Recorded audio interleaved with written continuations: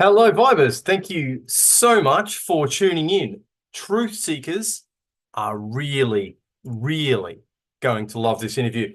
I had the pleasure of speaking with one of Australia's chief rabbis, Rabbi Nochum Shapiro, no relation to Ben, and we spoke about a number of things. There's a concept called Kabbalah, which is basically kind of like this idea of Jewish revelation and reason mixing in with it. We discussed some really, really, really deep concepts on this one. Now, I've had some deep and meaningfuls on Northern Vibe, as my guests will know, and I thank you all, not just for indulging me, but for the surprisingly high numbers of you all who come along on that journey with me. For all of your contributions, for the likes, for the shares, for all that kind of stuff. Look, I'm speaking especially to Jabiru, Chris, Dave, Jason, John, Jim, and specifically, but not exclusively. But if you've tuned into this and you're a truth seeker, you're going to love it. Without any further ado, without me talking about it, let's hear from Rabbi Shapiro. Here's an important point that people have to realize. We're not meant to be okay with cruelty and evil and injustice. And God doesn't want us to be okay with it. God doesn't want us to say, well, it's all God. He knows what he's doing. I can't understand him. Human beings are finite. God is infinite. How could I imagine to understand him? So therefore, I'll just accept and put my head down. No, he doesn't want that. He wants us to, in a sense, say, no, this is not all right. You know why he wants that? Very simple. Here's a good. Elie Wiesel was asked, why did God allow the Holocaust? So that's actually just a teaser. That's just part of where we go. That is just how deep this gets. So anyone who's ever had any of the questions as to why there is human suffering, why is there evil in the world, why these things happen, the fact that these things exist means that they're completely and utterly irreconcilable with a loving creator God, at least the way that God is conceived of by Judeo-Christian people. It's not true. And it's all of these questions are basically explained by Rabbi Shapiro. So back to him, that little teaser. I hope you enjoyed that. It's an indication of great things to come. Rabbi, thank you so much for coming on Northern Vibe. I cannot tell you how excited I am to have you, and a big shalom to you from North Queensland. Thank you. Yeah, it's great honor to be here. Oh, great, mate. Look, I know your time is really precious and really short, so we're going to dive straight in. Now, there is this concept that I have just cannot get out of my head, and it's this concept of the interplay between the finite and the infinite, and the nature of the perfection of God. Now, I know that's deep, but I want to kind of dive in and start off with that one. So I'll play this little bit of Mench Sense and to give contextual background to you and the listeners. So I'll play so that we understand what we're talking about. I read, for example, an old Jewish commentary about the reason for creation. Whenever Jordan Peterson quotes a Jewish idea, I become both excited and nervous. Excited because he can potentially increase the world's appreciation of the original Abrahamic faith. But nervous because, well, he doesn't always explain it correctly. I have in the past critiqued Dr. Peterson's view of Judaism respectfully, but sometimes he nails it far better than I could have ever imagined. So I was pleasantly surprised when I heard him quote this supremely deep idea from the Kabbalistic tradition. A being with the classical attributes of God. And the question is, well, what does a being with those attributes lack? And the answer is limitation. Contained within this strange riddle lies the secret to the most important question of all. Why are we all here? If we can understand what this riddle is saying, it just may change how we understand the fundamental purpose of life. Here's the Mench Sense take. Our Kabbalistic puzzle is seeking to answer a question, which Dr. Peterson explains is this: why would a perfect God need to create anything at all? The solution is that in some strange way, God might be perfect, but there's something missing from perfection. What's missing? Well, imperfection. In Peterson's terminology, an infinite being lacks limitation. And so in order for limitation to exist, God creates our finite universe. Okay, problem solved. But if you're paying attention, this answer gives rise to an even bigger question, which is, What's so important about limitation? we've created this sort of word game by saying that perfection isn't really perfect because it lacks limitation. But that's like saying a really kind and generous person isn't so great because he's lacking cruelty and stinginess. Is that really a lack at all? So too, if we understand God to be perfect in every way, then what we're really saying is that God lacks evil and suffering, and that's somehow a limitation. But why then is a world of limitations so important, such that God concocted this massive experiment called existence? Was it only in order to create suffering? Does that make any sense at all? To address this issue, we need to fill in one more detail that's missing from this puzzle. The revolutionary 20th century thinker Rabbi Avraham Yitzchak Kook explained this exact riddle in the following way. There are, in fact, two types of perfection. The first is a static perfection, something that exists flawlessly, unchanged beyond time and space. That is the realm of God, as stated by the prophet Malachi, I am God, I do not change. This perfection is like a diamond, unfazed by the passage of time. But there's another type of perfection, a dynamic perfection, that involves not just being perfect, but becoming perfect. You're welcome for me starting off on an easy question. I thought I'd throw this, let's start off light. Go straight for the fences, as we call it, saying it. Oh, it's just so beautiful. And when I heard that re-articulated to me, it honestly, I couldn't stop thinking about anything else, because for me, it made absolutely everything fall into place, Rabbi. Because once we understand interplay of the finite and the infinite, and so God is both now through creation is both finite and infinite, like that's just, but everything falls into place when you kind of like understand that. But please, can we just have at that? I'm really keen on hearing what you've got to say about that. So this is just a simple podcast, is it? With some quite deep Kabbalistic ideas that we want to speak about and discuss. The first issue is that we have to understand something possibly a little simpler. And that is, God is not logical. Mm-hmm. God creates logic. Mm. So he's not limited to logic. Mm-hmm. So what we know about God, or his intent, or why, is based on his communication through the Kabbalists. Kabbalah, the word Kabbalah means received. So we have a received tradition through the great Kabbalists, who are seen, I guess, in a certain way, like prophets, in other words, receiving wisdom that is above and beyond what you would naturally gather through the understanding of our physical world, and through them we can we get the appreciation of what the purpose of life is.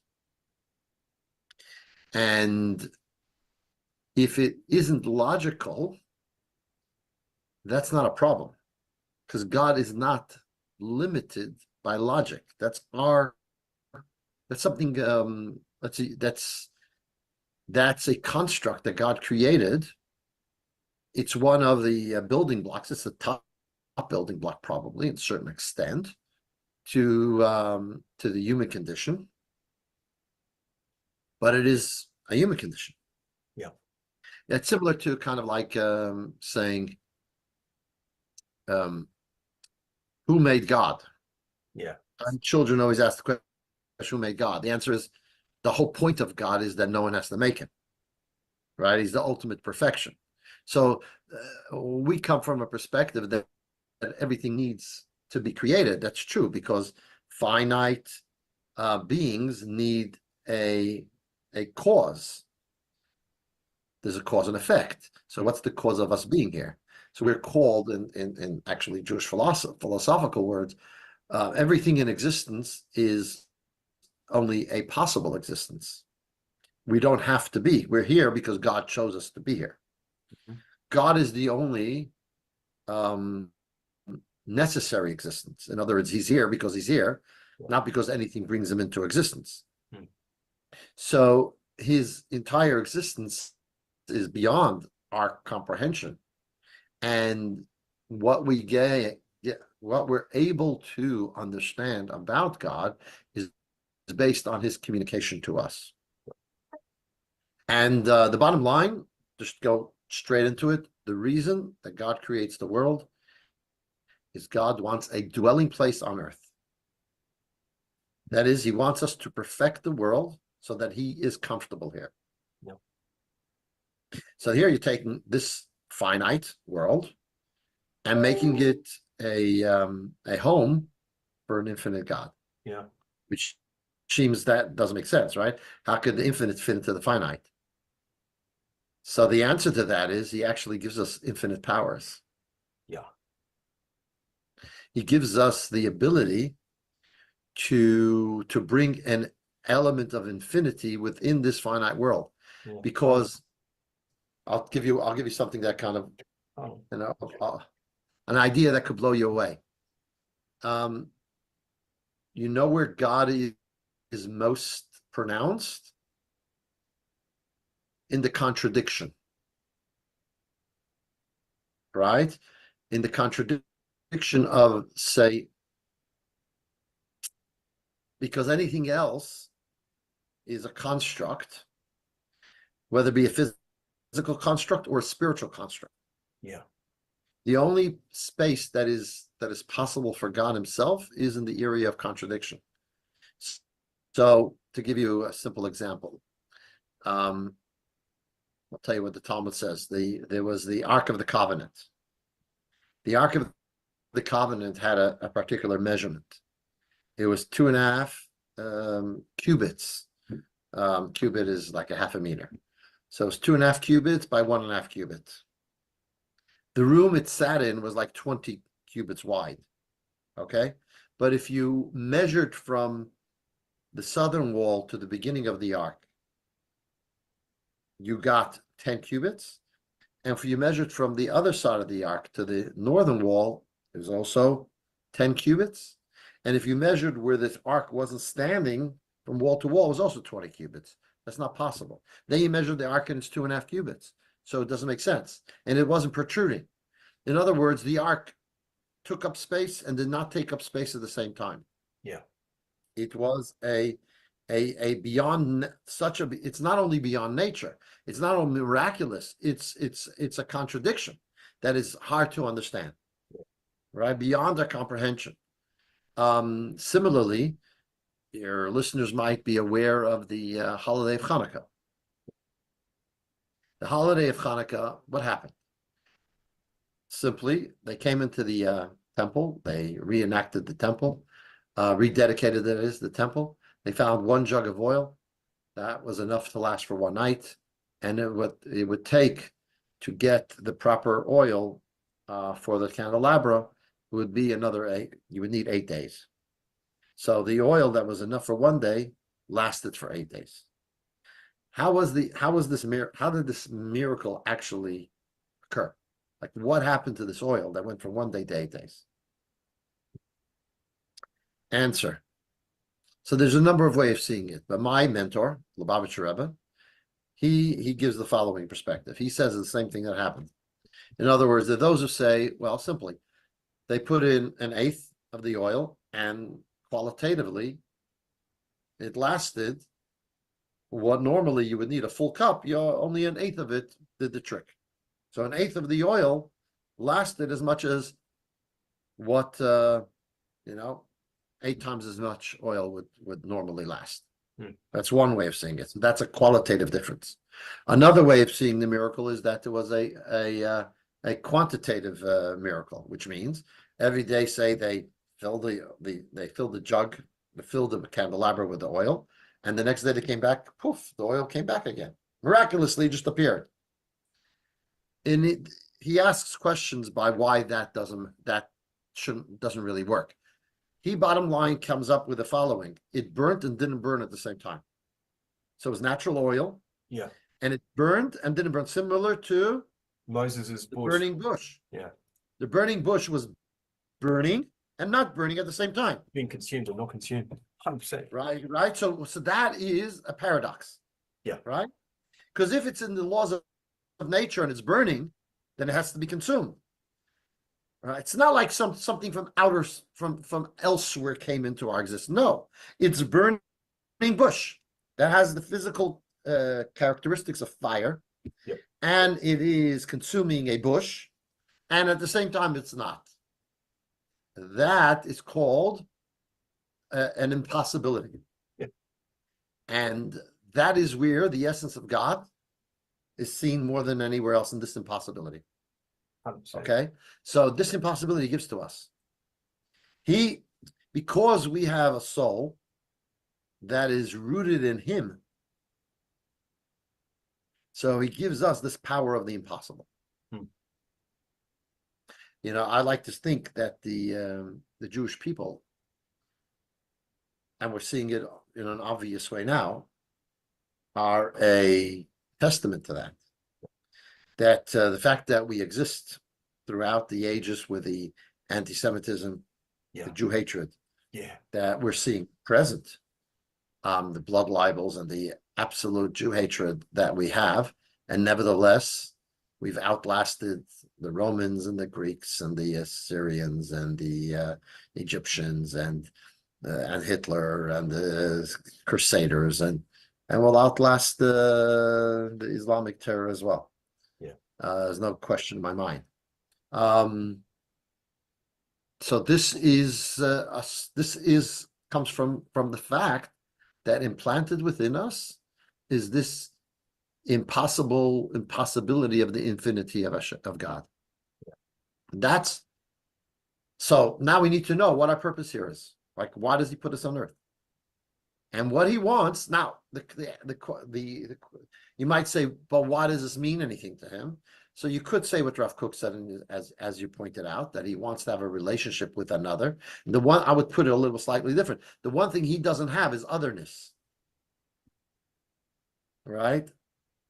The one thing he doesn't have is anyone else accepting him, because he's the only being. He's the only true being. Yeah. And that is true even at present, even as he creates us. He's really the only true being. Nevertheless, this is what he wants. He wants to have a relationship with us. He wants us to sense ourselves as other, as finite, as other, and to choose him with our free choice. Even as he's concealed, and even as people could deny his existence, he hides just enough for it to actually be an expression of our free choice to choose him. Yep. To choose our relationship and connection to God. So that would be my kind of my take on that interplay.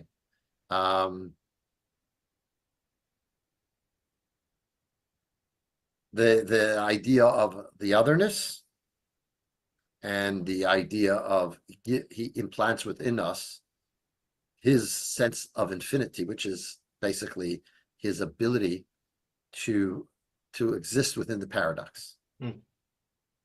Yep. To me, that just makes perfect sense. Because, like, again, you have this interplay between the finite and the infinite. Because, as you point, I mean, we are limited beings. Born at this time, living so long, dying at this time. But we really do have the capacity of the infinite. So both in the, this conversation, it's not completely infinite in the truest sense of the word, but it's like, considering our limit, it could have gone anywhere. But when you recognize the capacity for human imagination, and for humans to conceive of the abstract, and even quantify the abstract. So there you have, like, the fact that you can conceive of the inconceivable. You can, you can do that. That's like that little sliver of infinite God, within all of us. And it just makes perfect sense. And so when I'm discussing this with a lot of, because we live in an atheist materialistic world right now, Rabbi, I'm sure I hadn't need to tell you that. It's not that, but the more I look into this sort of revelation, and it is revelation, we've got to recognize this for what it is, Rabbi. This is revelation, okay? That Kabbalistic stuff, yes, we have these brilliant people working on it. Yes, these great minds are making sense of it. J.B. Jordan Peterson is one of them. The chap on Mench Sense is one of them. You're one of them. Rabbi Cook was one of them. Absolutely. Yeah, 100%. But, this is from God. But this is not, human beings could not reason their way to this. It was the other way around. It was revealed by God, and then was like, then we worked it out. Good. Yeah. The more I kind of That's true.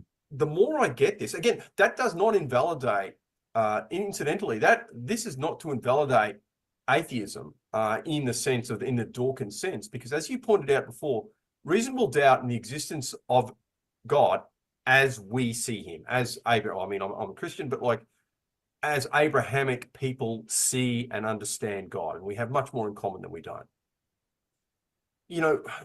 Understanding him that way, there must be reasonable doubt. He had to create reasonable doubt in his existence. Because I'm talking to all these atheist friends all the time, and they always quote Dawkins. They go, why doesn't he leave more evidence?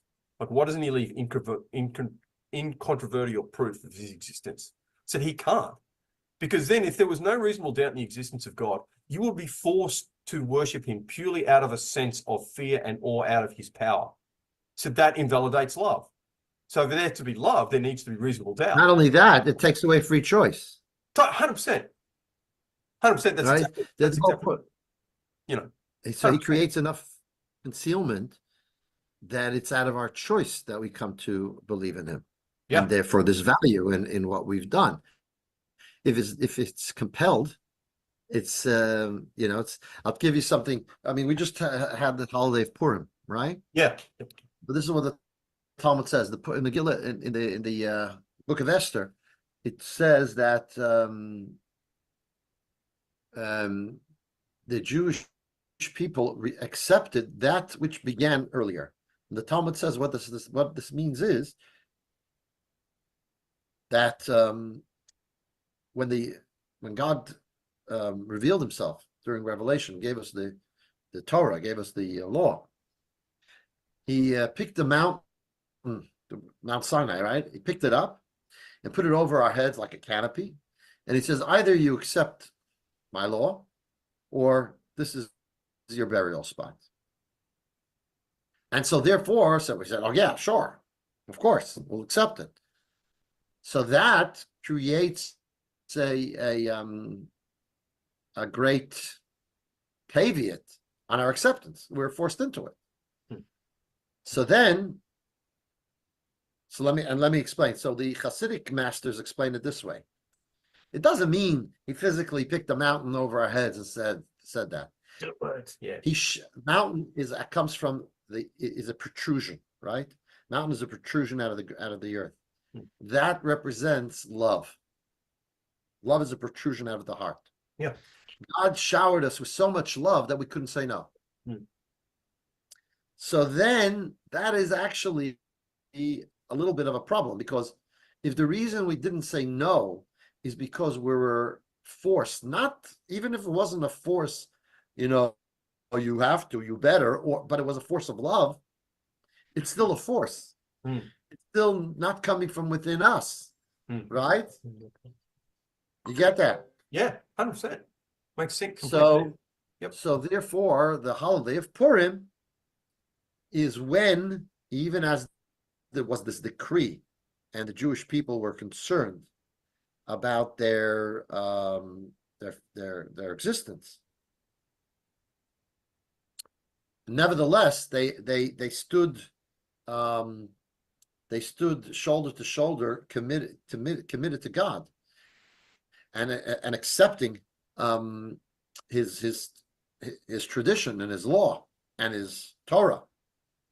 And then we did so out of our own free will, because there wasn't the revelation that was compelling. It was actually a time of concealment. A time of exile is a time of concealment. It was a time of a decree. And nevertheless, we said we remain steadfast in our connection and commitment to God. That, says the Talmud, is when the Torah was really received. That's when we really took it on, right? Because it came from our free choice. So that's a central pillar of our theology, that there must be free choice. And if there's going to be free choice, there cannot be God can't make himself so obvious as to take away our choice. Yeah, irresistible. It can't be an irresistible force in any Exactly. sense. So it's not just like Yes. too much information. Yeah, sorry, irrefutable information, irrefutable love, irrefutable any of those things. And that's probably why David in the Psalms talks, he kind of conceptualizes God as like this wooing lover, kind of like chasing people. Obviously, the Jewish people, but humanity generally, kind of like trying to entice them like into it. It's just so. And when you understand and particularly in the Song of Songs, Yeah. King Solomon, right, which he uses this metaphor of love of a male and female, and it is it's basically this metaphor of our love for God. Yeah, I have chased. I love the asking the watchman, the running around. It's just it's so Exactly. Yeah, Exactly. And the given, first she's looking and then he's looking. Yeah. And it's back and forth. And that's really the story of our bond with God. Look, the other really fantastic conceptualization I love, and look, it took me a while to kind of like really understand this, and I think it was more my police training, because like I'm a former police officer. I've just come out of 3 years ago I came out of the police, and so like I always kind of conceptualized God, especially after going in the academy, as kind of like a senior sergeant or a high-ranking police officer who you might kind of like go and see to, boss, kind of thinking of doing this. What do you reckon? Getting licensed to act, that kind of stuff. That's not what he wants. That's not how he is. He likes to be wrestled with. He genuinely likes to be wrestled with. And you kind of like see that in prayer, and you see this and especially in the, I got to be honest, especially it's more explicit in the Old Testament conceptualization, where there is this wrestling, and there's these people are just disagreeing with and arguing with God, and look, even in Exodus, we know from that a lot of people after everything was revealed still walked heads held high, going, tired of walking around this desert, don't want to do it, going back to that dark Egyptian night. I'm going to go back and live in servitude. I've seen all these things. I've tasted the manna. I saw all those things. I get it. No problem. I'm still not walking around, dude. I'm going back to slavery. That's one of the reasons that I get compelled to, Rabbi. Like when I read this, and again, part of it is my police training, because like a lot of, I spent 30 years gathering evidence and listening to people tell stories and all these kind of stuff. And I don't think it's pretentious for me to say that I have a pretty good insight on how people tell stories, how they remember things, the mnemonics and all that kind of stuff. Something I do find compelling about, and again, this is all the discussions I'm having with all my materialist friends coming through, is that there's no question, there's no fear about recording these things where like, yeah, all these people that had eaten the manna and all that, no, they went back to Egypt. No.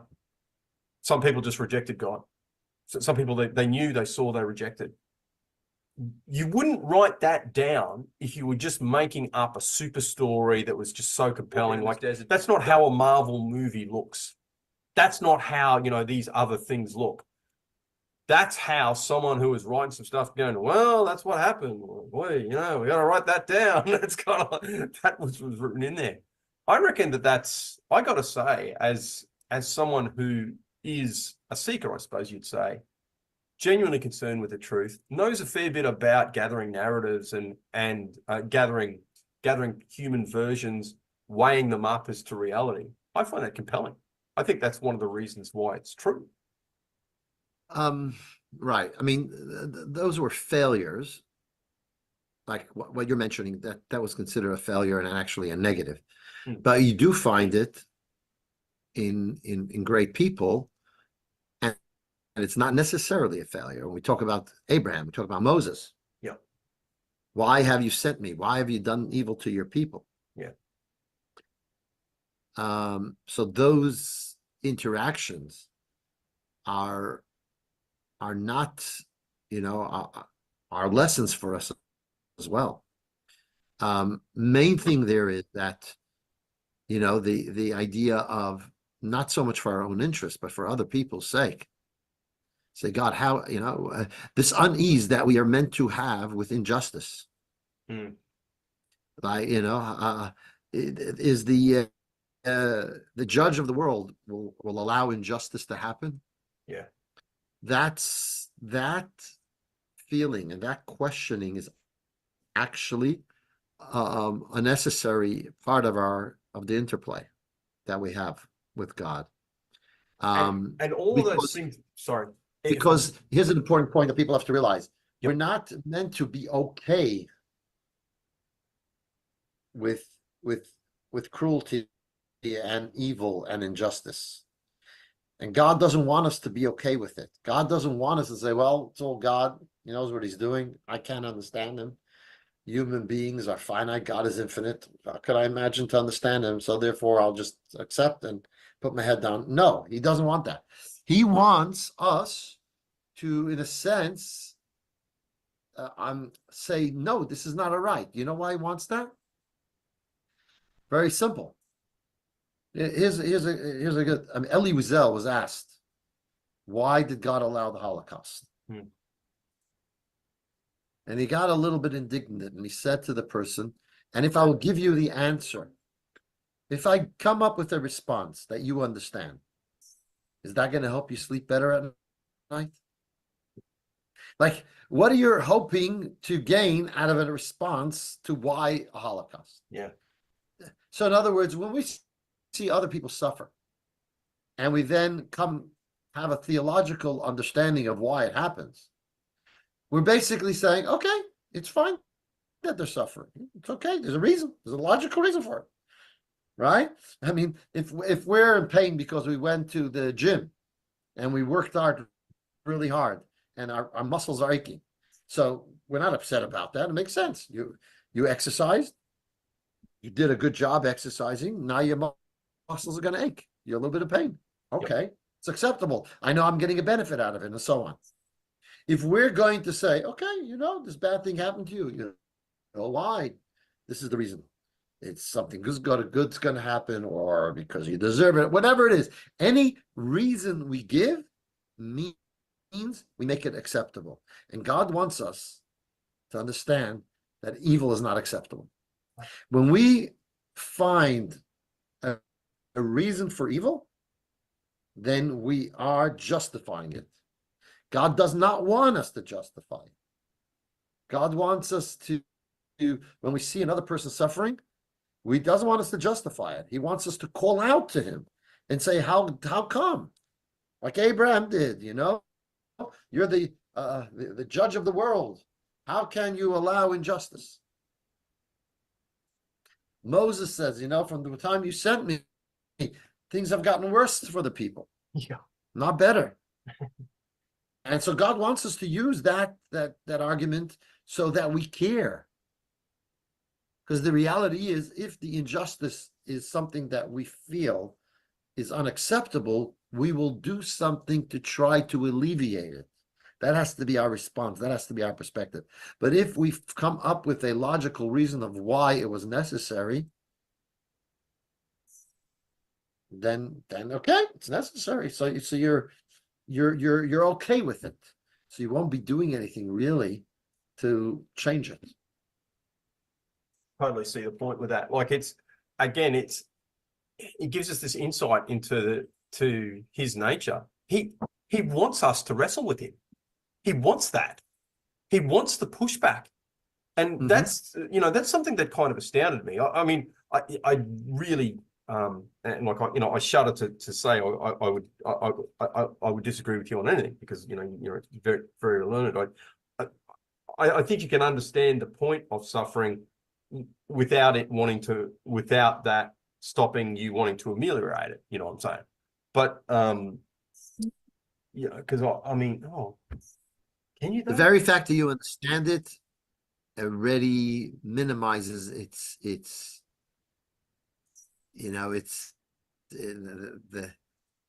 we're not as, if we understand it, we're not going to be as passionately against it. I don't know.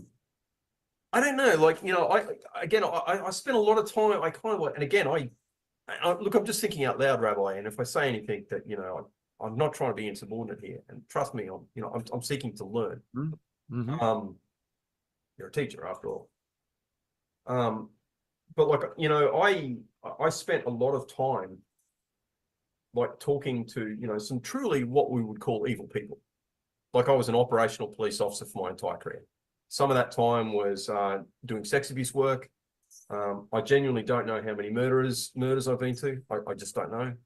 I've stopped counting how many murderers I know. I've actually broken bread with murderers, like they've been around my house.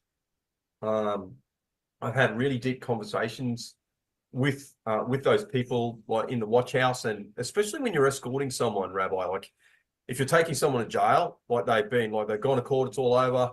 It's like, mate, you've been binned. They just want to talk. You know what I mean? So you're flying someone down to jail, it's a 2-hour flight or whatever it is, and you got to take them through whatever it is, and then take them out to the bin. They just want to talk. And if you just shut up, and it took me years, God forgive me, it took me years to learn to shut up and listen. But when I did just shut up and genuinely listen, like it was genuinely amazing some of the things that people told me. And where I'm going with this is it gave me a degree of empathy, not only with people who do things that are wrong. It also gave me a degree of understanding of like, okay, and sometimes suffering can bring people to God. You know what I mean?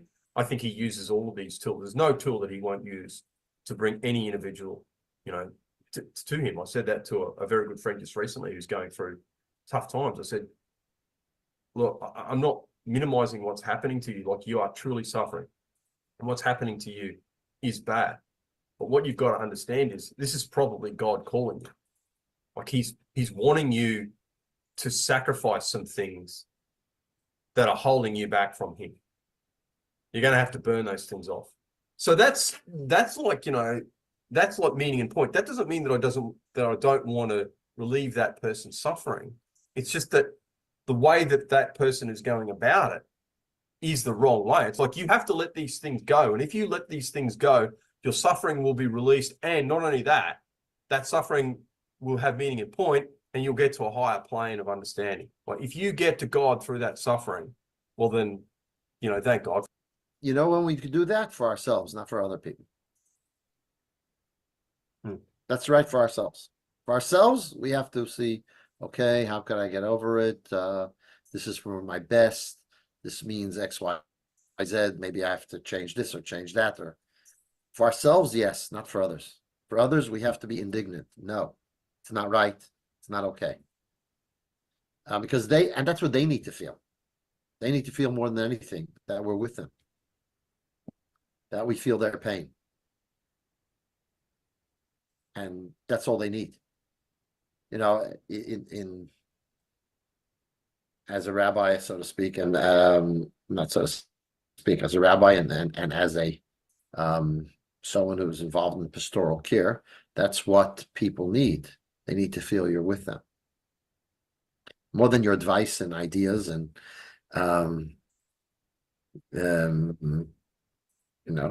suggestions. They just need to feel someone is there with them when they're going through hard times. When they're going through hardship, they just want presence. You just want to feel someone's there with you. Yeah. And that's and the more you understand the reason, like Job's, the friends of Job came to him, give him reasons. Yeah, that's right. Help him, right? Yeah. Could be a good reason, but it didn't help him. Because that's not what he wants. I need reason. I just need to know that you care. And in the end,